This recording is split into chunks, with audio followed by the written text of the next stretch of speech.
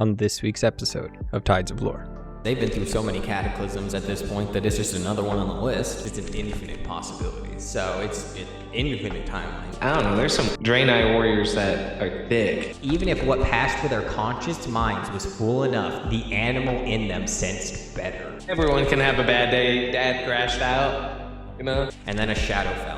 It was vast and empty and swallowed all of the light itself. Leave the alliance? What do you think they were? If the prophet has not spoken, we will leave Azeroth behind. Why didn't you warn the world about the Cataclysm?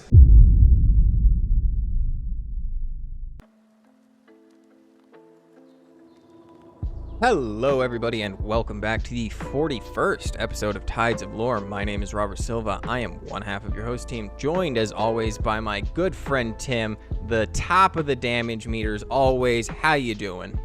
I'm feeling good, man. I mean, yeah, we did it. We got Keystone Master. I mean, it's not Legend. Maybe we try to go for Legend.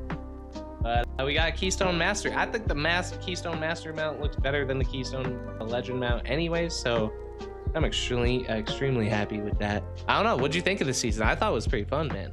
Mythic Plus.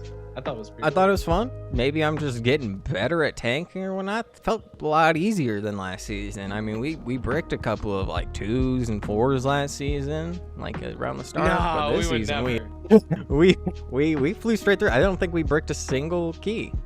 It felt easy. Yeah.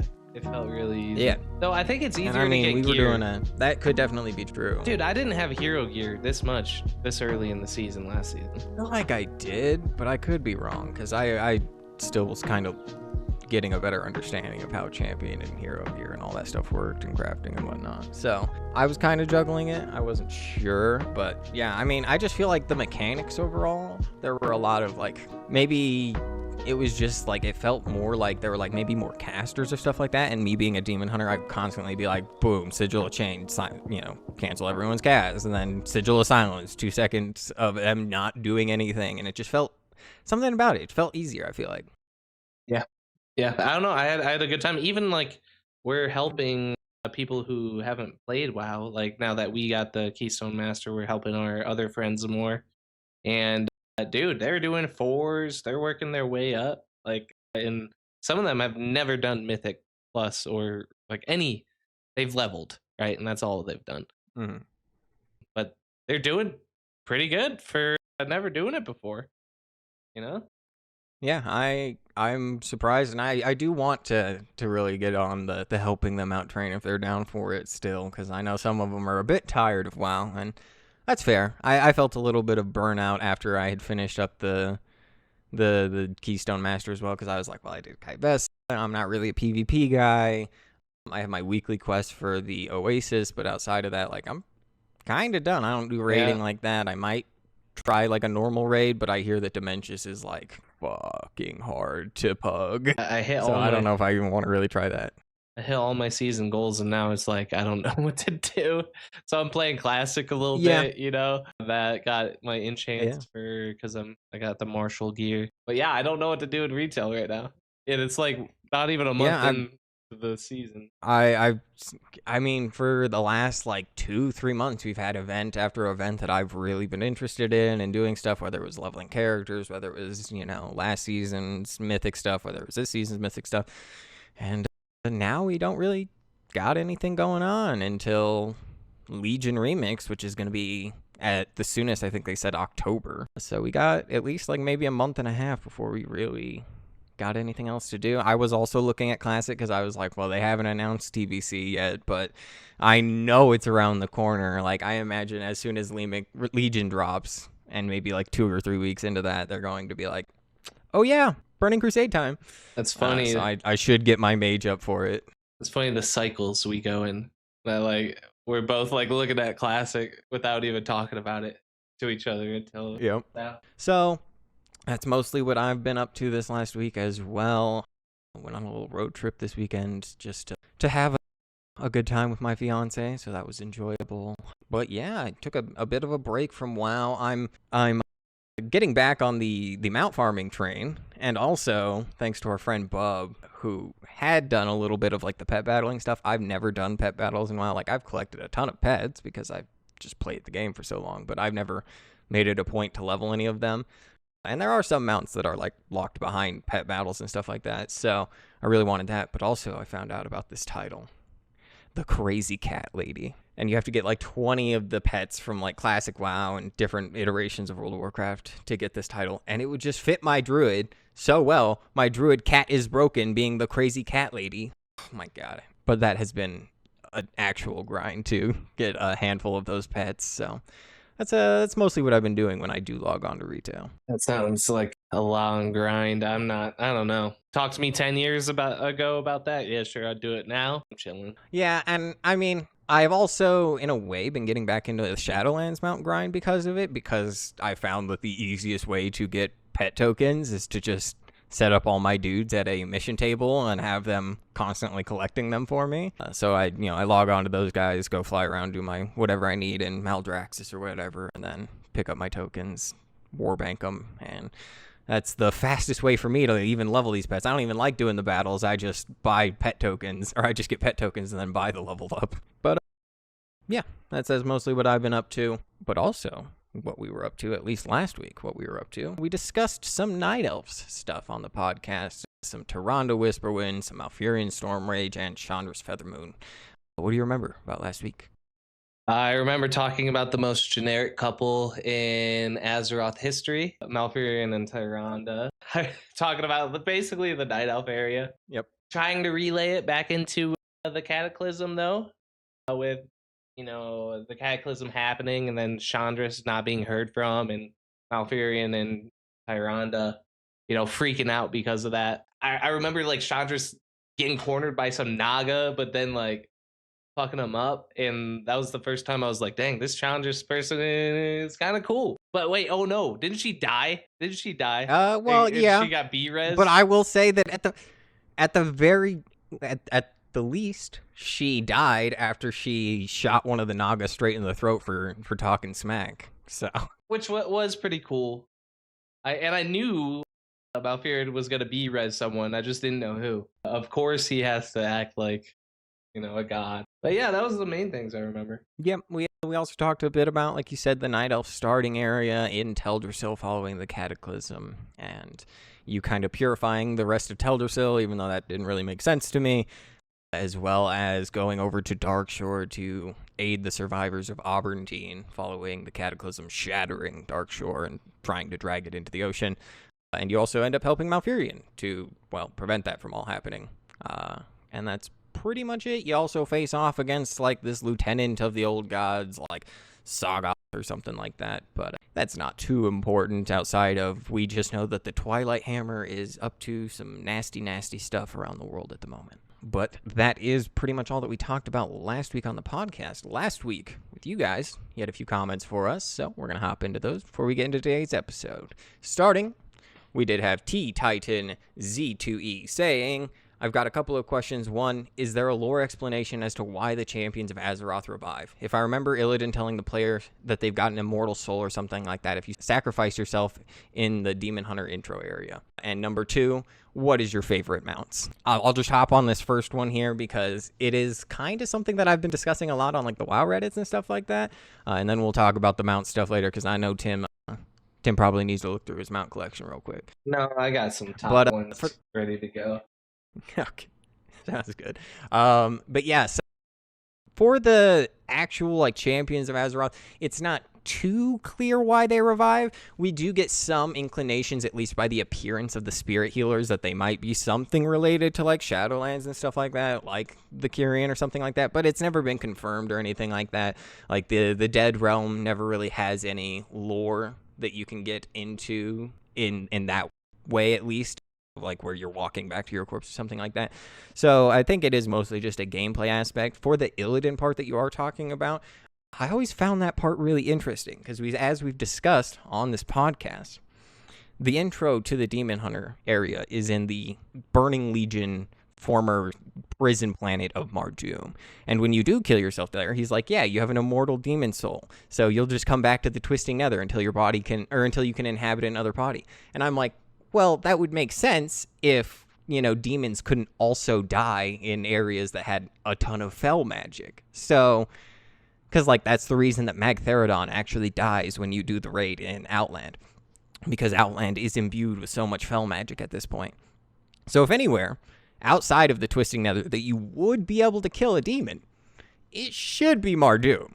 But c'est la vie, there's a whole lot of problems when it comes to resurrection and how demons are actually killed in that regard. There's a lot of conflicting information in that regard. So I try not to think about it too much, but in a way, yes, they do talk about it. In a way, it doesn't make an ounce of sense. So that's where I'm at with that question. And for the second question, I'm gonna toss it over to Tim. What do you got? Favorite mounts? Oh, dude, Glacial Tidestorm from Mythic Jaina, one of my favorite mounts. Love that mount.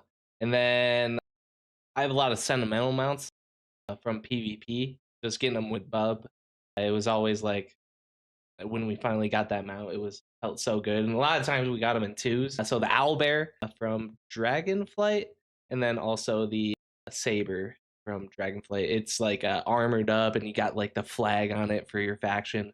Super sick. What about you, Big? For me, I mean, I there's some that really mean a lot to me just because of, like, we're going to talk about this in our next question too, because we're going to discuss some of the races that we enjoy. But there are some from like the BFA pre-patch event. Like, I love both of those mounts, the Hippogriff and the Undercity Plague Bat, because for me, my first Horde character was an undead. Being in Undercity was like my identity as a Horde player when I very first ever started playing Horde at all. And Night Elves are my Alliance faction, so having both of those mounts and having them be now like lost to time essentially and exclusive, I really like those. In terms of like the actual in-game mounts and stuff like that, it's hard to not mention like the Undersea Usurper mount, which is the red crab mount that you can get from the Nazjatar area.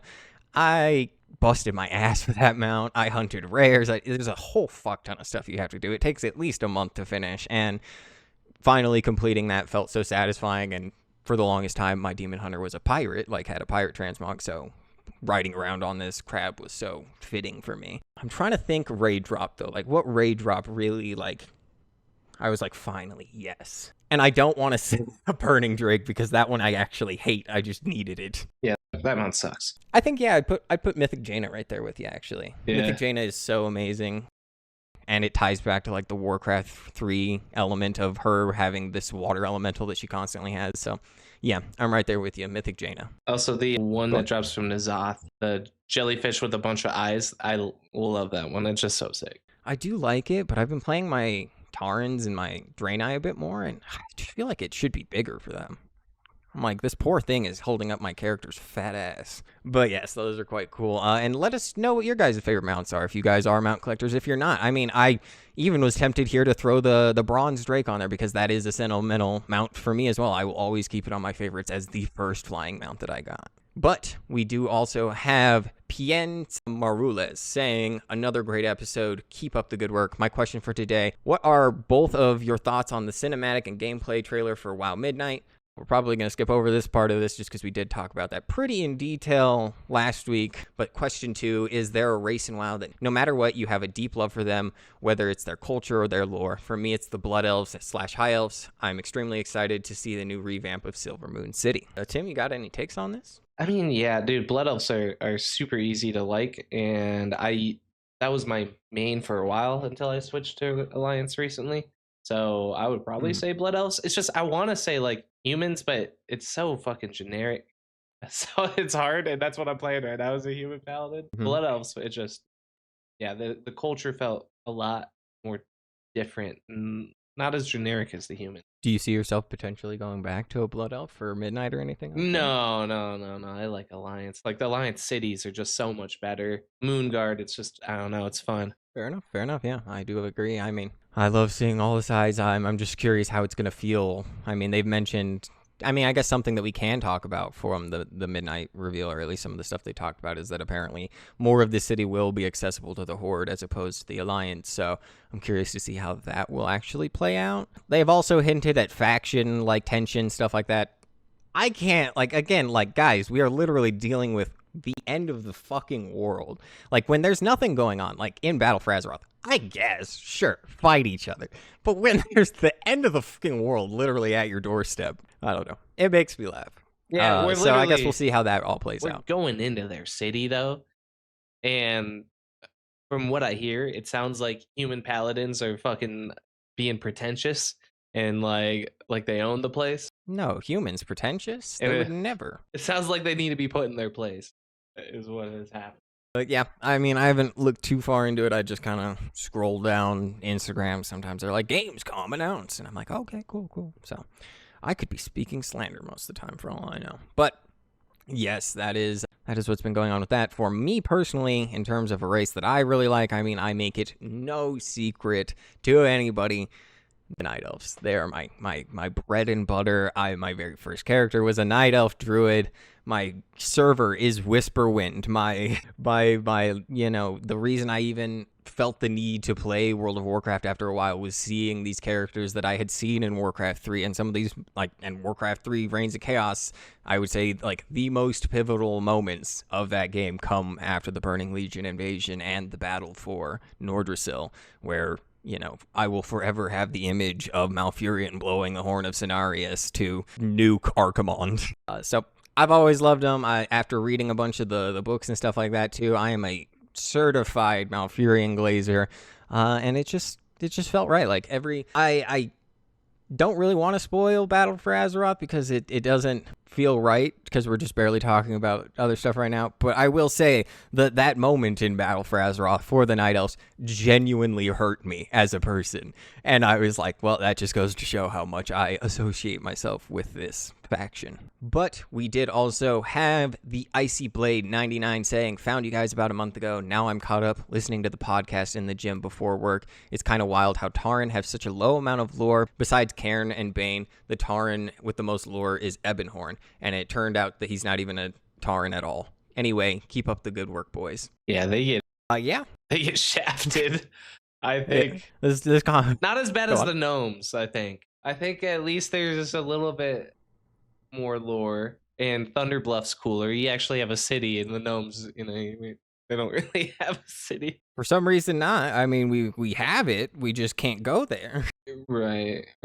Yeah, I mean, this comment was over on the gnome episode, as you can imagine. But yeah, I do think that it's rather shocking at times where I'm like, considering the Tauren were, again, one of those pivotal races. Cairn and Bane's story was what introduced the Tauren to the orcs and created what is essentially the first aspects of a horde with the Darkspear trolls. So for them to literally have what feels like 2 lines of lore in the classic version where it's just talking about how Desolace became Desolace, and then outside of that it's just they don't like centaurs.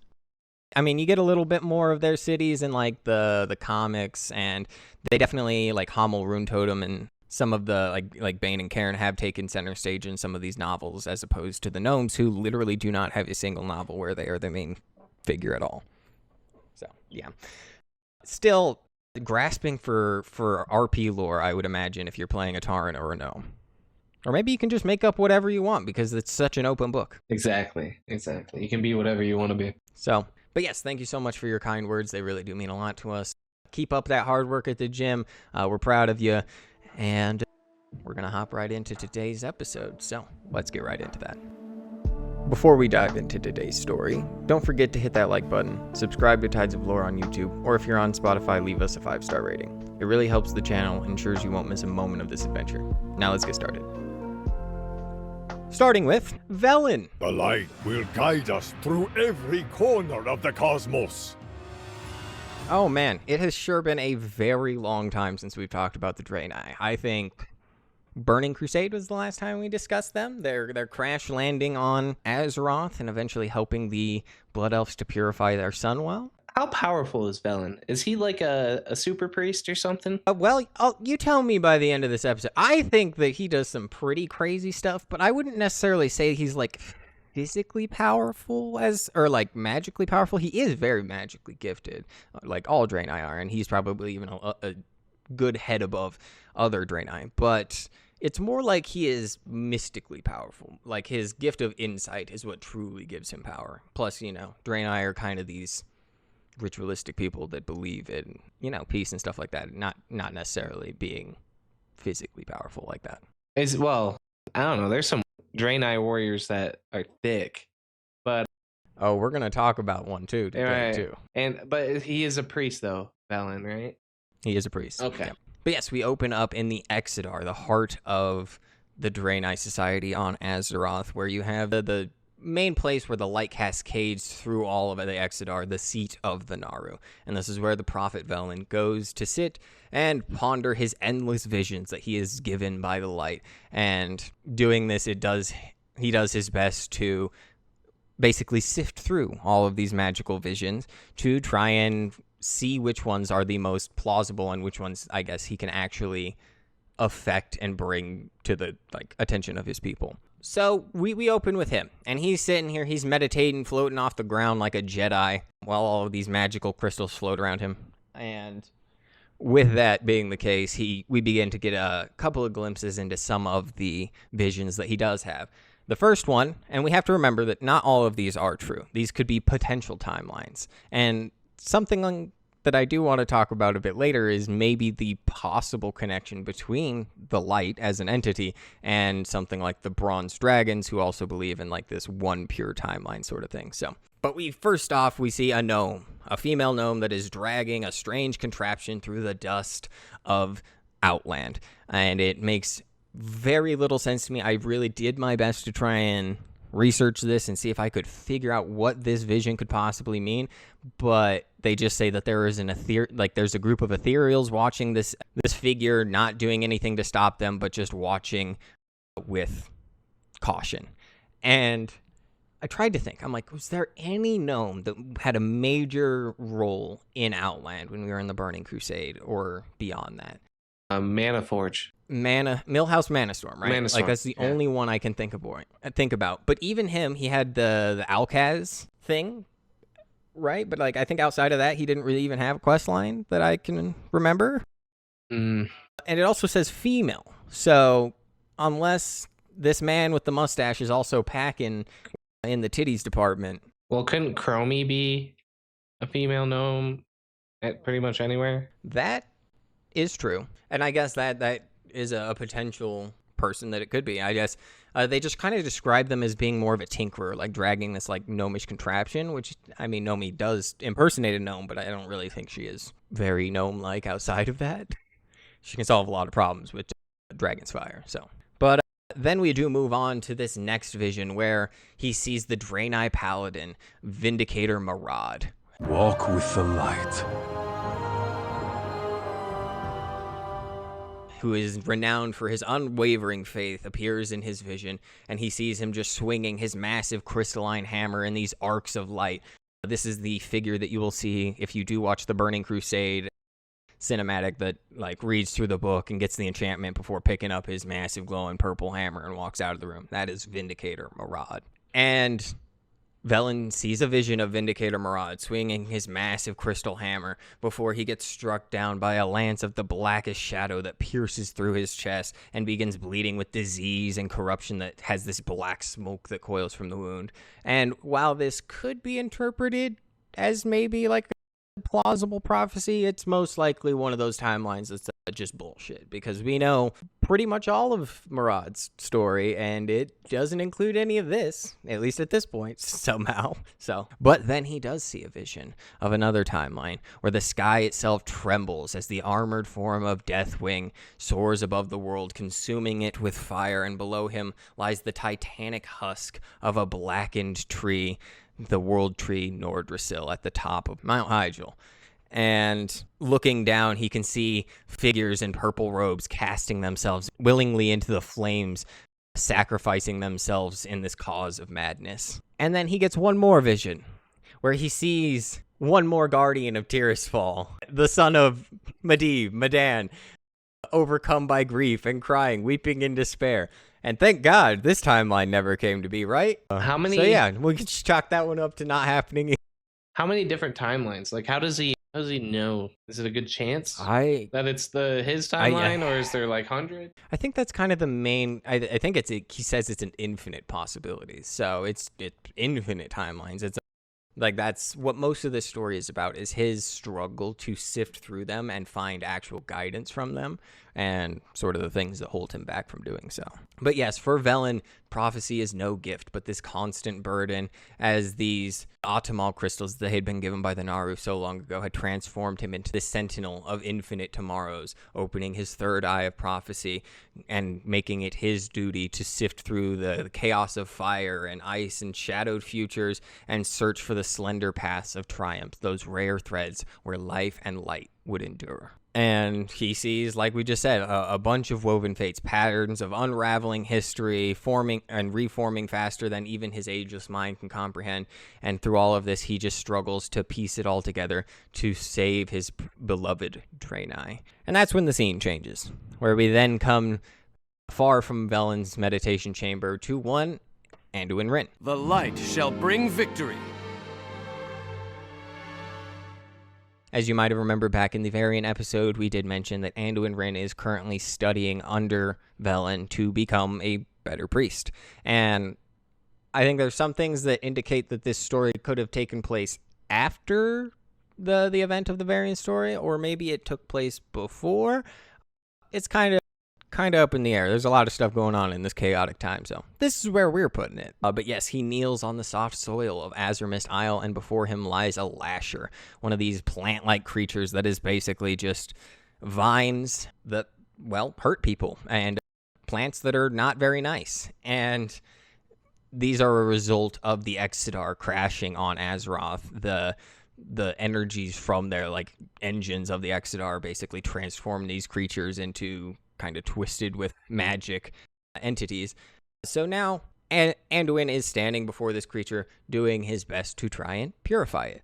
And he sees them as not monsters, but the victims of a tragedy, and that they are suffering without reason. So Anduin begins to channel the light into this creature while these two Draenei soldiers hold it at bay, making sure that it doesn't beat the fuck out of the royal prince. And this is where you do get a bit of perspective from inside Anduin's head about how he feels about healing. Because, I mean, the story about Varian was pretty much exclusively from his perspective. But in this, you do get to see Anduin following his time in Ironforge, where he did meet, like, Rohan and stuff like that, and eventually decided to become a priest, how he actually feels about healing, where he says that the act of healing is like a key meeting its lock, the truest use of his soul.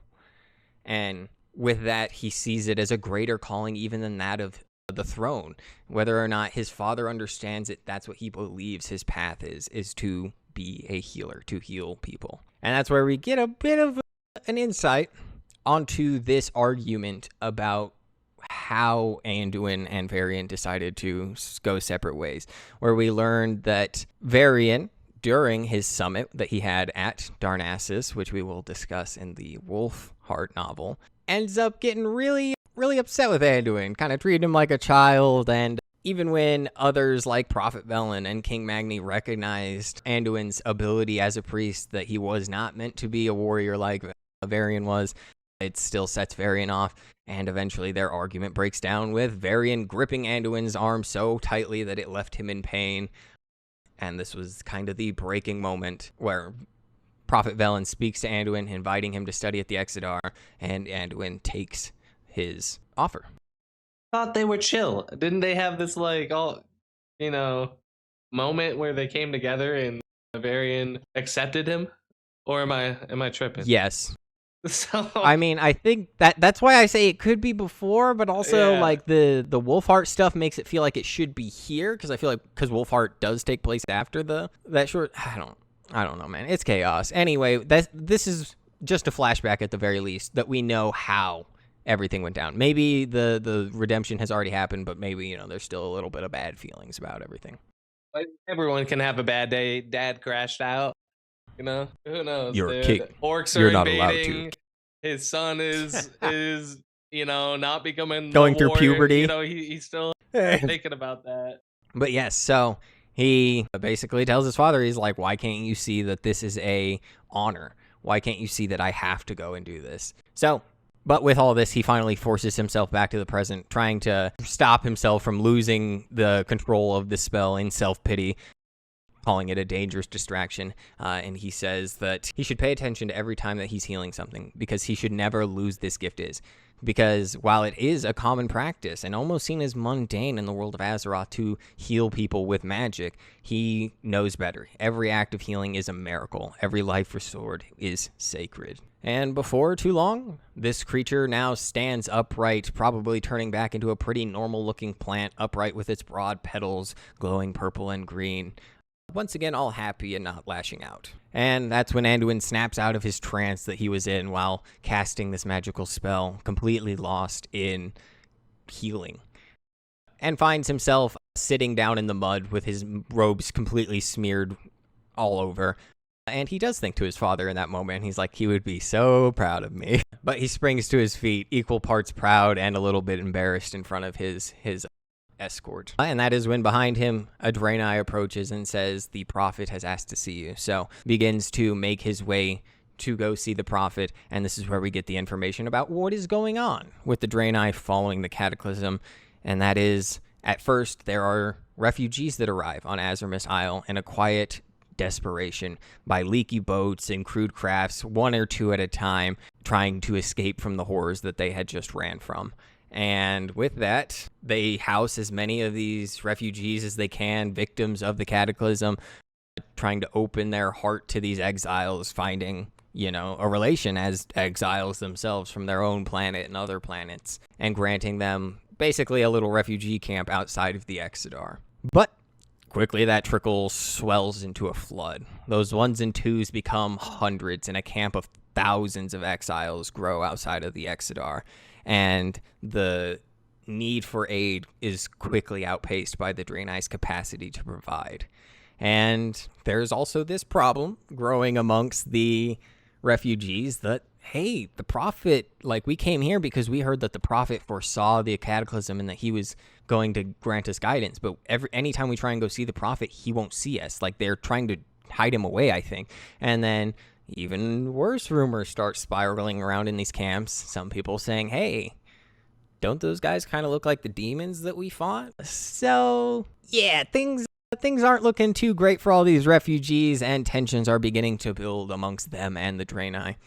And even Anduin Wrynn, who walks amongst these refugees, a prince of his status, still doing all that he can to find and heal as plague spreads throughout the camps and whatnot, and they're doing all that they can to aid these people. And it is kind of where he begins to realize that despite him only trying to help these people, that's all he's done for these people in terms of interacting with them, they look at him differently because he is treated with a higher status amongst the Draenei. That he, Velen actually asks to see Anduin, unlike any other people. So he does notice a rift between him and his fellow humans that are here as refugees, that he was born of privilege and that they see him differently for it and always seemingly will. And they mentioned that it's pretty much only human refugees that have come at this point because they say, well, the dwarves are too proud to leave their mountains, that's for sure.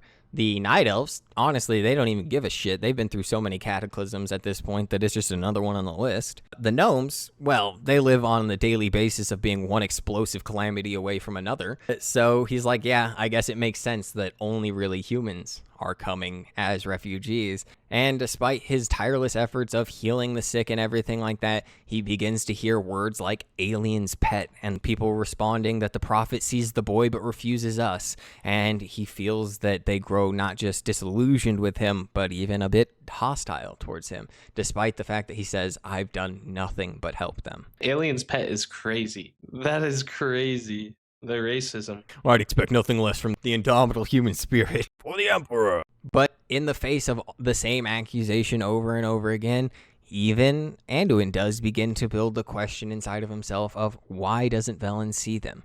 And a seed of doubt begins to spread inside of him. And that's when we're introduced to probably our third main character of this story, being the Vindicator Maraad, who we had talked about briefly before in a vision, but now he's actually here, helping the Alliance win the war against the Lich King. He is returning from Northrend to go see his people. It says that he's flown all across Azeroth. I don't know what route he took to get home, but they say it's been a long journey. He took that Silithus to Darnassus flight path and was AFK for 35 minutes. Is it actually 35 minutes? I believe it is. I was looking up the longest flight path because I was trying to figure out how long the flight path to get down from Darnassus was, because we talked about it last episode. Yeah. And yeah, there were people saying 35 minutes from Silithus to Darnassus. Crazy. That's crazy. But yes, one of the champions of the Draenei people fighting under one of the original Vindicators that we know of, Akama, who has his own story that we talked about back in the Burning Crusade. And just to give you a bit of an idea about who Maraad even was, we did see Maraad all the way back in the Rise of the Horde novel. He was one of the first kind of voices to speak out against Velen, thinking that the war with the orcs is basically inevitable, that they started the war and that they should at least be fighting back against them, while Velen was still constantly pushing for the idea that they should not be fighting except in self-defense. And the major reason for this is because during the Horde's rise, his sister Liran is taken captive by the Bladewind clan, and the scouts report that they are sacrificing their prisoners in these grotesque rituals to appease the elements, and desperate to save her. And despite the fact that Velen is insistent that they should not go and fight with the orcs, Maraad is just like I give a shit what you think. And he takes his crew and they go and they raid this Bladewind camp, and they do roll, they do fuck him up, but unfortunately he arrives too late as his sister dies in his arms. This is questionably not canon, because it does kind of come from the comics, and it does kind of relate to the Medan stuff, but not really. It is implied, or I mean, in the comics, this figure of Liran is the mother of Garona, half-orcan. So that is also another link that could be true, might not be. A lot of Garona's history is kind of difficult, so I try to avoid it more than that. But it is a possibility if Blizzard ever actually wants to continue with that. But Maraad was also at the Battle of Shatrath, basically the final climactic battle of the war with the Draenei and the orcs, where he was tasked by his leader to go and lead a group of Draenei civilians to safety. And while doing this, he sees the violence of the orcs and just how intense their brutality is against the Draenei, and he just feels nothing but deep, deep hatred for them that no prayer could cleanse. And with that, he then gets some of these civilians to safety, but he sees the orc that was basically taunting him while he was on the walls of Shatrath by dangling the body of one of his friends over him. He sees him, and he can't help himself. He tells the civilians, go down the passage, you'll be safe. And they're like, but we don't have any weapons. And he's like, the light will protect you. You'll be okay. And he hops into the fray, and he just starts turning orcs into goo with his hammer. And while this big guy does put up a little bit more of a fight, he also gets turned to goo. With his vengeance fulfilled, Maraad then quickly goes to rush to the civilians and finds all of them have been slaughtered within Shatrath City. And he just, as he thinks back on that moment, he remarks that it was that on that day the light had abandoned them, but so did he. So he's basically the epitome of a retribution paladin. Was he the only survivor? Of Shatrath? No, but he was one of the major figures that would survive. He just gave them hope and they just got smashed. But yes, he has fought across worlds in basically this eternal war. We have no idea how old he is or how long he's been fighting in wars, but he is a veteran of many of them. And with the war against the Lich King now coming to its end, like I said, he is returning to Azure Isle to reunite with his people. And looking down, as he's flying on this griffin, he sees thousands of tiny lights dotting the land below. And he's like, what is this, an army? Like, why didn't anyone tell me that the Exodar was being invaded? But as he lands within the Exodar, the flight master, he says to him, he's like, welcome home, congratulations on your victory in Northrend. And Maraad, this really gives you an impression of kind of how he feels about being on Azeroth, because he says, home? There is no home for us, brother, not truly. We are wanderers of the universe, the exiles of Argus. So yeah, he kind of doesn't really associate himself with most of the Alliance and most of the other people that live on Azeroth. A true space nomads. But with that, he's like, so what are with all the lights that are outside? And the flight master's like, oh yeah, those are all the refugees. They came here because they believe that Prophet Velen is going to grant them guidance and save them. And he's just like, okay, is Prophet Velen speaking with them? And they're like, nah, Prophet Velen doesn't want to talk to anybody. And he's like, okay, well, all right, I'll go talk with him then. So he begins making his way over to the seat to try and meet with the prophet. But as he does go to gain an audience, the guards outside the door say that the prophet is seeing no one. And he's like, well, I expected them to stop me. It's just good that they're being cautious in this time. I am Vindicator Maraad, formerly of the Alliance Command in Northrend, and I seek an audience with the prophet. And does probably a fancy bow, and they're just like, yeah. Anyway, he's not seeing anybody today. And this shocks him. He's like, what? The prophet, prophet gone pussy? What's happening here? And then he asks him, he's like, so when was the last time that you've seen him? And they're like, oh, he hasn't talked to anybody in weeks. He only talks to Anduin. And Anduin alone has been granted an audience for him, while all of these other people have been turned away. And Maraad's just like, interesting, okay. And he's like, should I come back tomorrow? Is there a chance? And they're like, I wouldn't bank on it. You wait, and Velen will call on you. And he's just like, well, that's not a good sign, as he begins to make his way away from Velen's chambers. Thank you for tuning in to Tides of Lore. If you're enjoying the story, don't forget to like, subscribe, and share with your fellow adventurers. Your support makes all the difference. Thank you. And that's where the scene changes to Anduin standing before his mentor, where he sees Velen as more than just a man. He sees him as basically a force of nature, like the sun and the moon, immutable and eternal, just to go and show how much reverence he has for Velen. But he does ask in this time, because it is not without concern that he asks, why didn't you warn us about the Cataclysm? And those words carry immense weight for Velen. And he basically just says, I watch for the path, for the light to illuminate that will lead us to safety, but I can only see the path. I can't reveal it. The forces of light can, and they are the only ones who can. And with this, he's like, to him, the Cataclysm wasn't the true danger, but it's the storm of the Legion that is the real threat. The storm of the ever-impending void is the real threat. And he does discuss with him a little bit about the weight of having to sift through all of these timelines and see so much death and destruction and try and make peace out of it. And Anduin is just like, it seems like a terrible burden. And the prophet agrees. It is a terrible burden. But he turns to him, he drifts close to him, because they literally say that for this period of the short story that he is literally just floating above the ground for all of it. Very priestly, but yeah. He says, let me show you something. And he reaches out, placing a hand on Anduin's head, and says, I'm sorry, but it is truly necessary. And in that moment, the Exodar vanishes from Anduin's sight. This darkness stretches in all directions, only pierced by stars and strange cosmic energies, before suddenly Anduin is standing on an alien planet where 4 moons hang overhead, vying for dominance in the sky, as he watches the atmosphere with this amber light to it.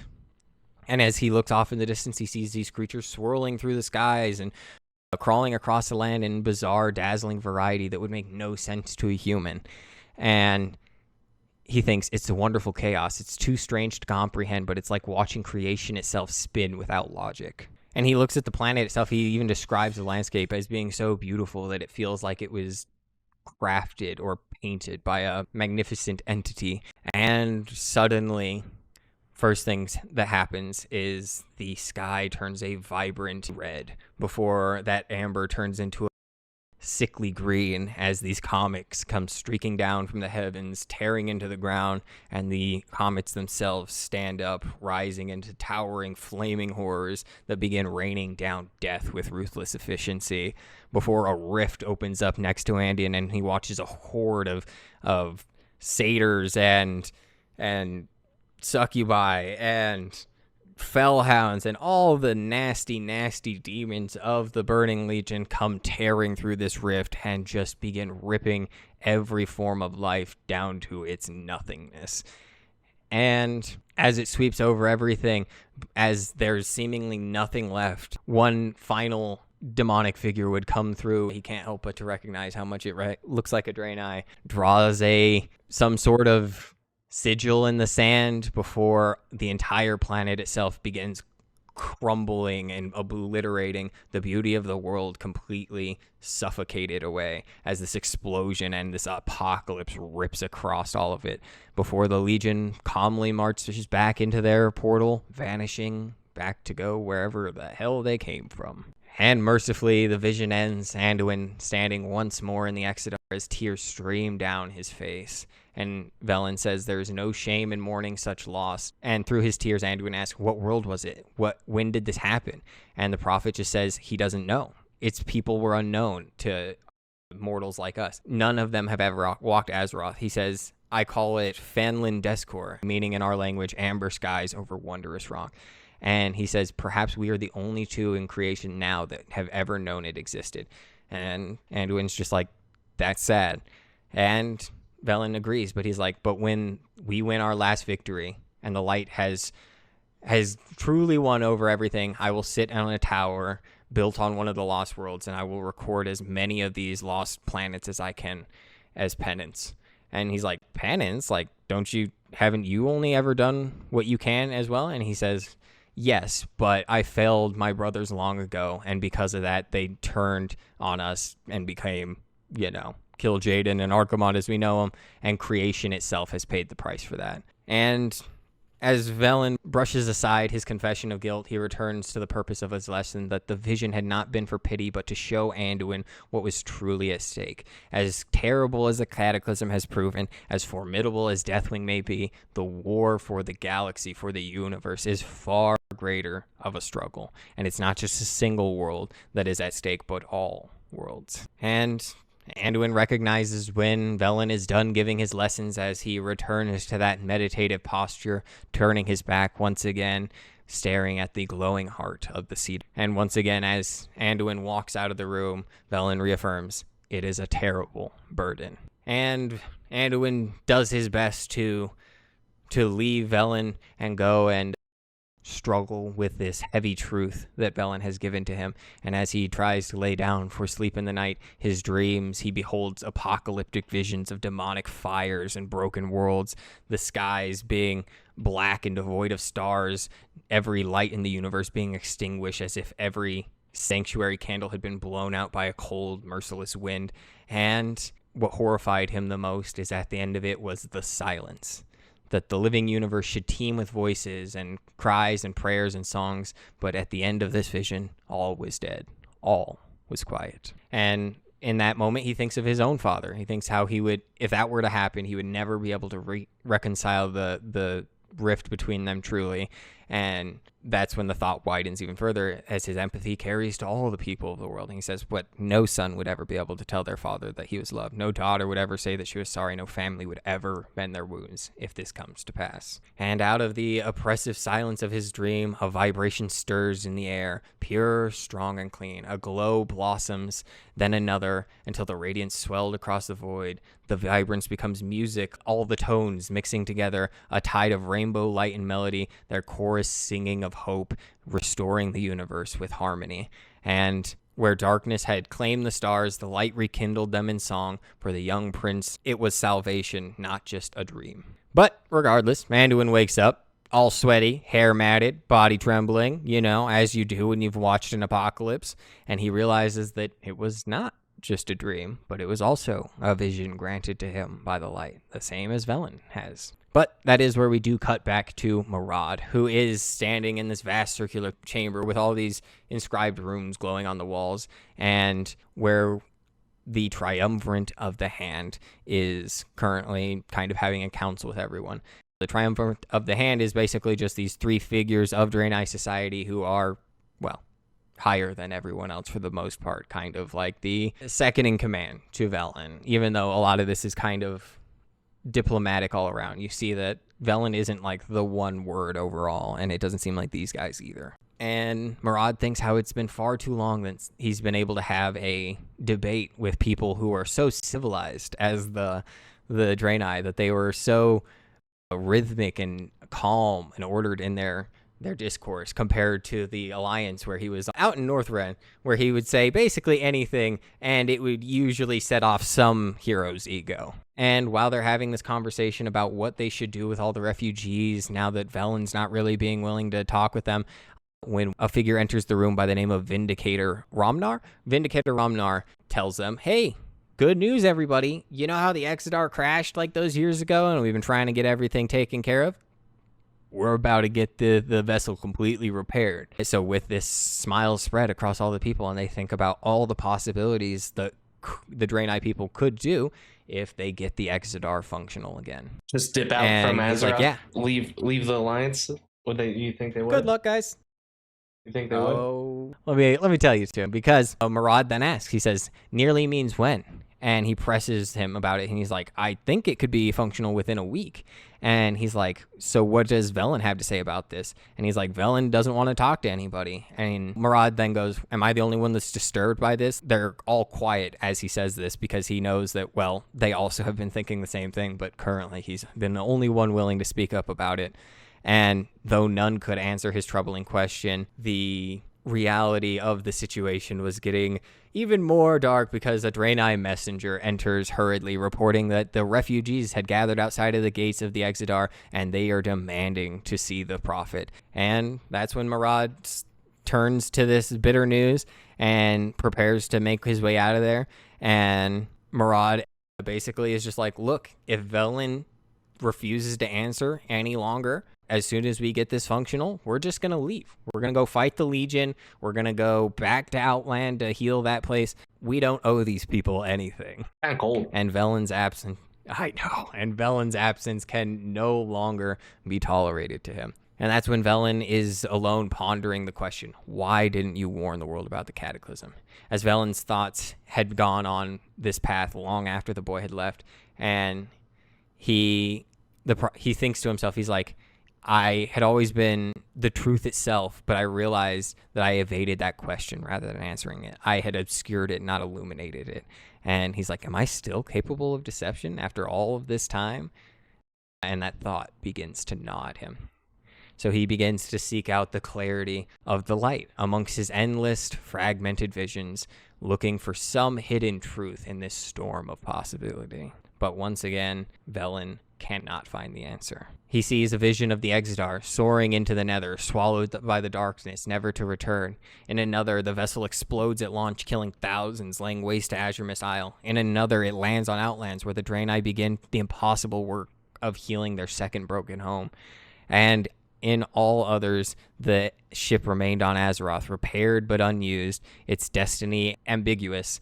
Some futures ended in ruin, others in shadows, some in hope, but none offered him the certainty he wanted. And with this is where you kind of see where Velen's mind's at with all of this, because he's like, he doesn't do educated guesses. He's like, without the light's illumination, I feel frozen. I feel unable to move forward. And in that moment, he says, then I'll let the triumvirate decide. And that's where you cut back to Vindicator Maraad, standing at the edge of this refugee camp, doing his best to mask his reaction to all of these angry humans spitting vile words at him. The humans standing before him in these ragged, broken clothing, missing teeth, hollowed eyes, stripped of all dignity, their voices coarse and their manners completely non-existent, intellect dulled by desperation. And Maraad struggles to reconcile that these are just weary exiles like them. And it's all because for this, for so long, he was in Northrend. He was around humans that were the champions of humanity,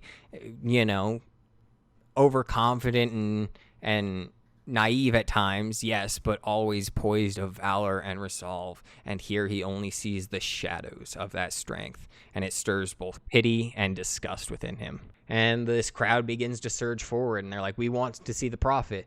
And he's like, they tell him, he sets it all right. He'll set it all right. And Maraad does his best to restrain himself, but he does let the word slip out. So this is the guy that you're going to appoint to be your spokesman. Everyone very clearly realizing how much of an insult the statement is. When one of the peacekeepers, also holding the Exodar, says that the prophet is seeing no one, friend. We also seek his wise counsel in these dark times, but he will speak when he chooses to. And that's when they're like, oh yeah? You're lying. Why does he see the Stormwind Prince then? And they're like, Anduin is studying the ways of the light under the prophet. Like, you should be honored, humbled even, that the Aegis One teaches one of your kinds. Who knows what great boon your people could gain of it. Damn. Yeah, so that was Maraad that says that, and that really kind of gives an idea of just how he feels about humans, I almost feel like. You're lucky you're even a part of our alliance. Exactly. Like, and it's so un-Draenei like, I feel like. I mean, and you do get that indication from how he reacted back in Shattrath and whatnot too, but it's still like, you can see that this has only made him more of like, kind of a anti-Draenei, where he's just like, fuck y'all. I wonder what they think of elves. They hate elves too. Well, I would have to imagine that they, to a degree, forgave them because they did purify their son well. But who knows? But yes, as the humans begin to snarl, arrogance, who are you to tell us who needs to be humbled, you hoofed demon? And as he says that, the guards at the Exodar instinctively reach for the handle of their weapons, and Maraad grabs his great hammer, mirroring them, weapons half drawn. And as this happens, this tension is palpable as the refugees begin to draw back, realizing the error of their words. Maraad also says this line, which I think I'm just read straight up. Even if what passed for their conscious minds was full enough, the animal in them sensed better.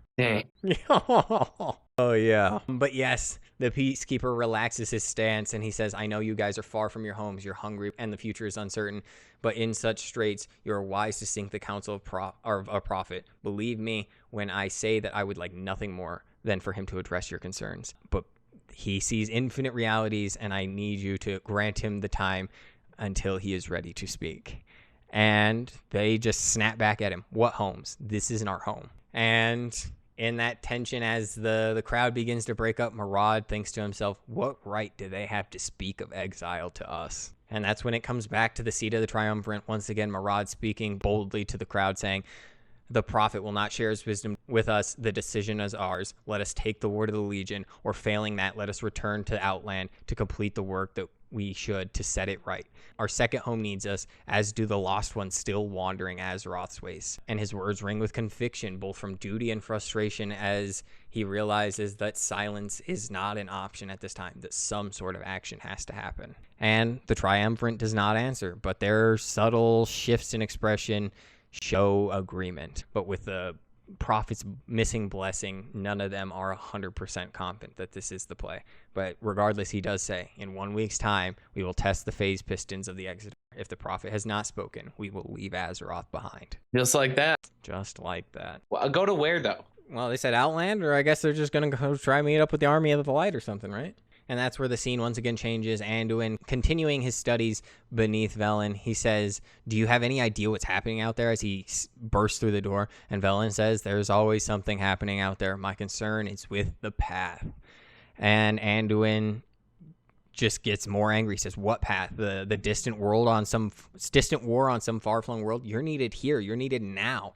And he's like, is this why you why you didn't warn us of the Cataclysm? Because it's beneath your notice? Because we're just insects to you, or worse, chess pieces? And his words cut Velen to his core, as Velen basically snaps in the only way that we would see him to, as he spins viciously to face the boy. And staring at him, he does not see the young youth that he had mentored. The adult before his eyes looked nothing like it. And this is where we get probably the most important vision of this story, and what I still think is going to be playing into the Midnight expansion and maybe beyond. So I'm going to read this whole passage out to you. Hold on tight. It says, instead of a prince, an armored warrior stood before him, his plate helm and breastplate shining with the essence of the light itself. The warrior wielded a sword forged from the same material as the armor. He held it aloft as he perched on an outcropping. Whether it was on another world or Azeroth, Velen couldn't quite tell. And suddenly the dark sky erupted with the combined chivalry of Azeroth's races. Blood elves, orcs, trolls, Tauren, and even the accursed undead, scheming goblins, rode flying mounts of every sort of description. They were armored in the same magical weaponry, glowing with so much power that it hurt Velen's eyes to look at them. Beside the legions of the Horde, the ancient night elves charged with humans, dwarves, and gnomes, whose ancestors formed the original alliance.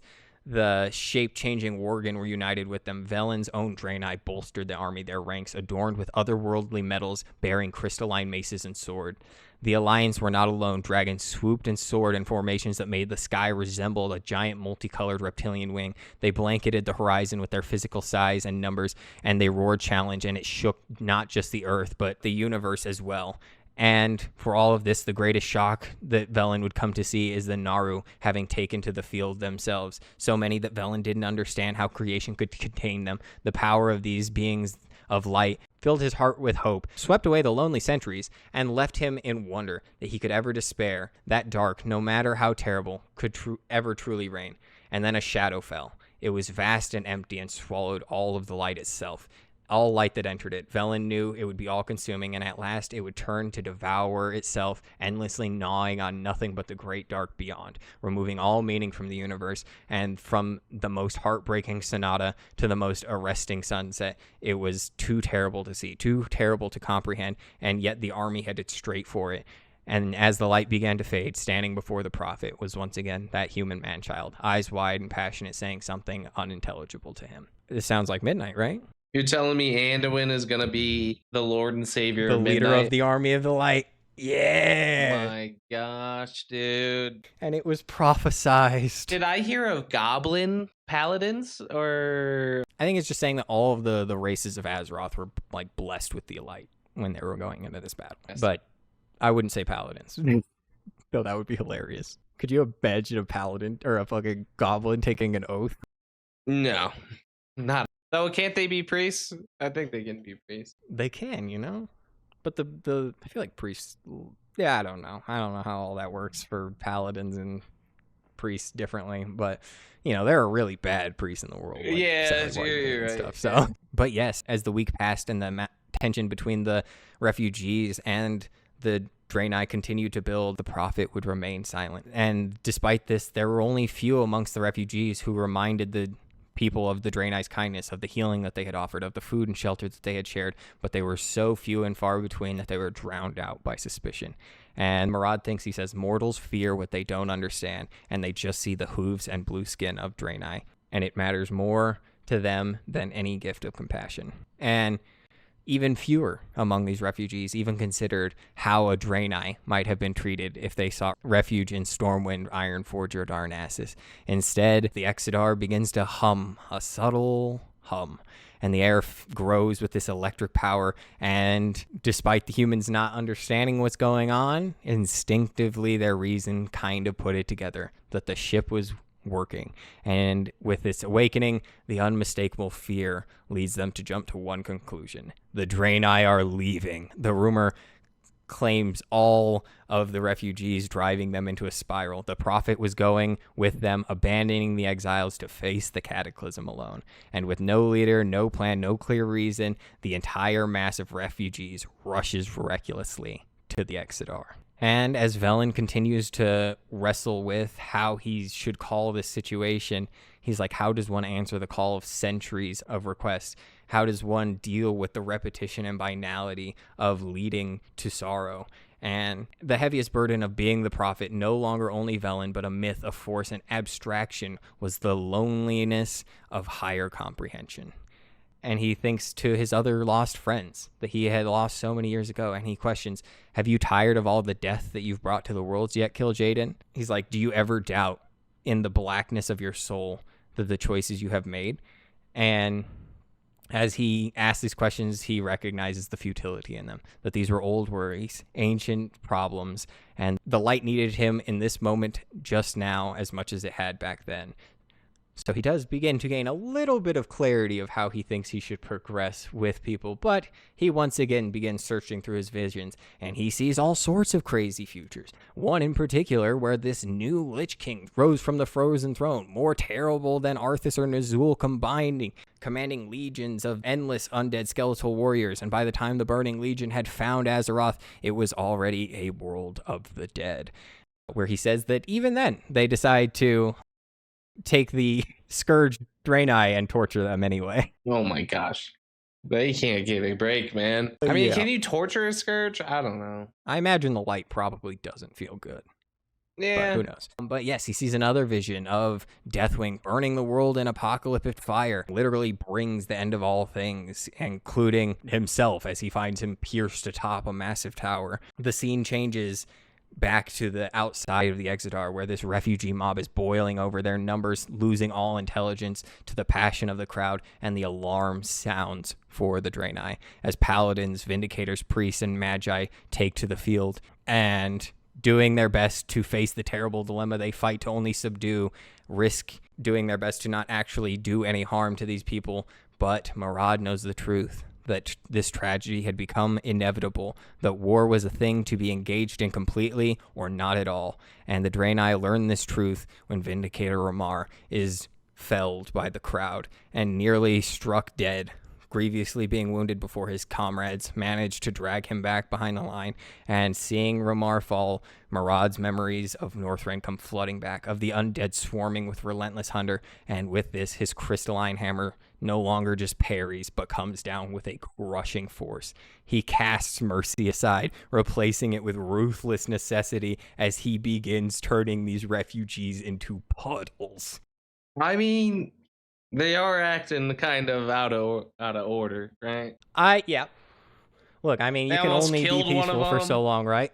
Exactly, right? Like, I think that is pretty clearly a last straw. As yes, all of the Draenei's restraint collapse and this slaughter begins, and the blood of these refugees begins to spread. Anduin rushes to Velen and says, "Prophet, you must come, you have to." And he's like, "What's happening?" And he's like, "The refugees are mobbing the Exodar. Your people are attacking them. They're attacking innocents." Innocent is questionable, but alas, Velen feels it once again, staring at Anduin. At last, clarity opens up before him, that in one direction stands a boy leading him towards the light, and in the other, only shadow. And he realized now that the light had already given him the answer when he had asked for it, and that Anduin's presence carried the weight of destiny, his defiance of Velen to see it anew. And Anduin presses even harder. He's like, "What does the war matter to those fighting outside?" And he shouts the words that came to him when he was having those visions at night, that every life is a universe. And Velen falters, struck by the force of the truth. He says, he thinks to himself, "I've lost myself too much. I must be taught by a child now." And in the shame, he says, "I will come." And you cut back to outside, where these refugees are fighting desperately, knowing too late that they have made a very bad decision. The Draenei fighting with equal desperation and fury, every blow against the weak, striking down essentially their own allies. And despite all this, and the Draenei even realizing that the battle could not be stopped with words alone, as Prophet Velen comes forth and the world erupted in light, the prophet appearing suspended in a radiance, his crystals blazing beside him, and he says, "Enough." And all the combatants fall to their knees, blinded and silenced by his presence.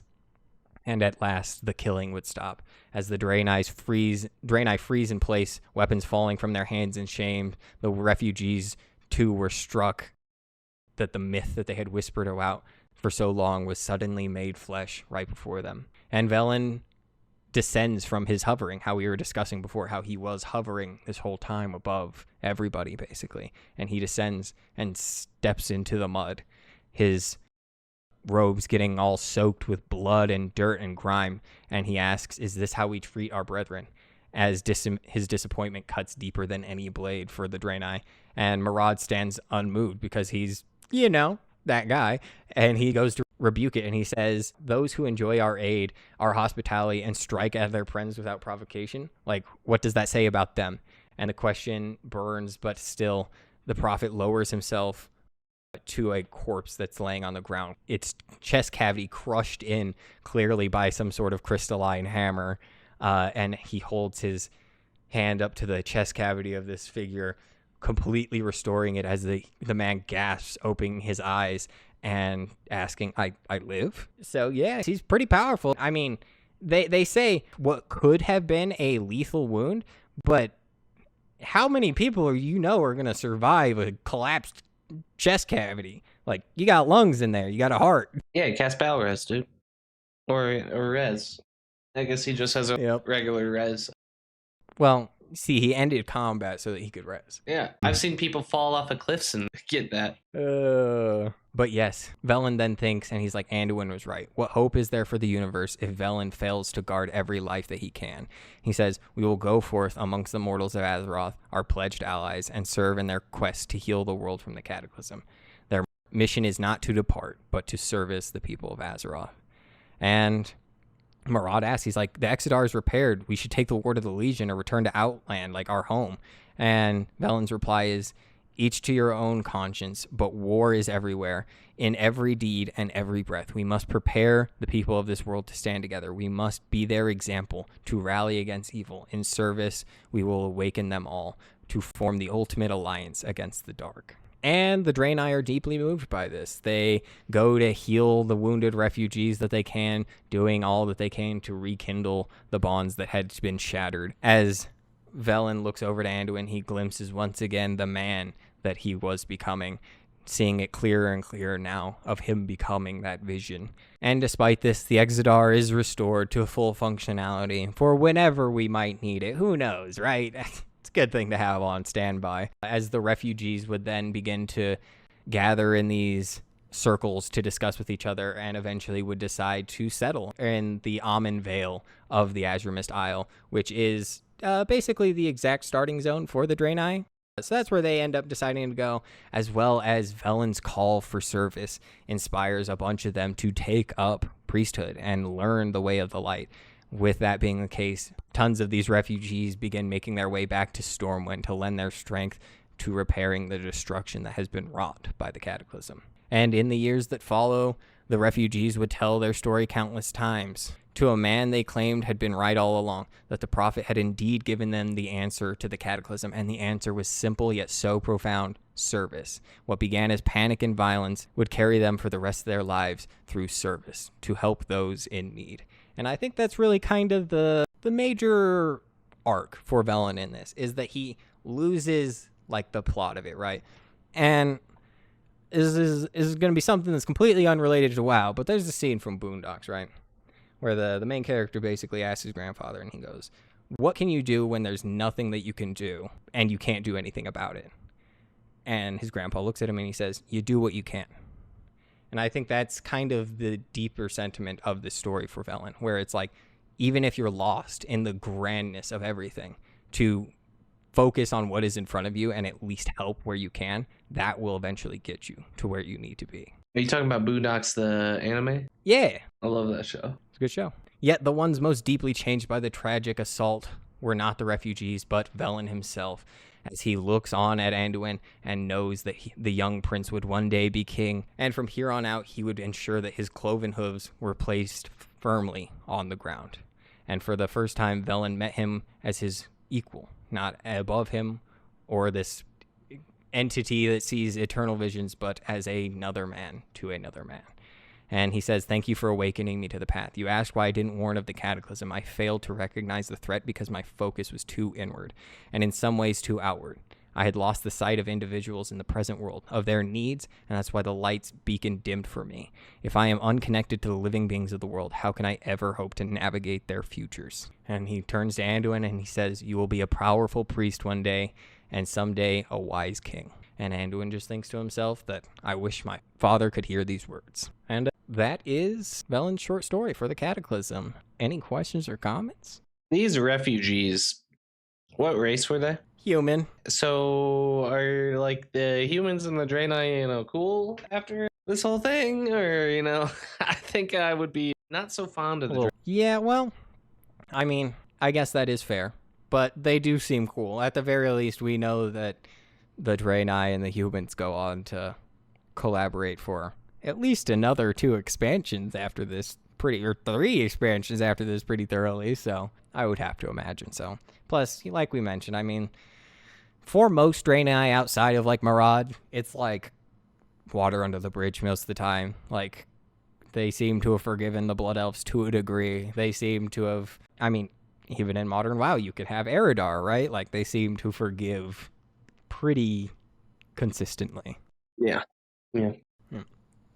But that is all that we had to discuss today. If you did make it this far and you did enjoy the episode, make sure you drop us a like, a follow, a subscribe, any of those super awesome things. We are rapidly barreling towards 1,000 subscribers. We just barely passed 900 this morning, so thank you guys so much. We really do appreciate that. If you're over on Spotify, you got us back up to 5-star rating. Thank you. Some terrible person brought us down to 4.9, the audacity.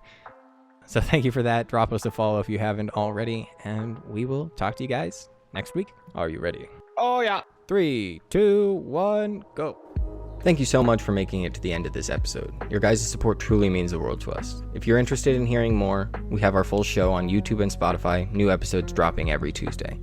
I also want to take this moment to give a special thank you to Fantasy Lo-Fi for providing the music for this episode. You can find them on YouTube at Fantasy Lo-Fi or on Spotify under Bits and Hits. Be sure to show them some love as their music does truly bring this journey to life. Once again, thank you for joining us on Tides of Lore, and we will see you next week.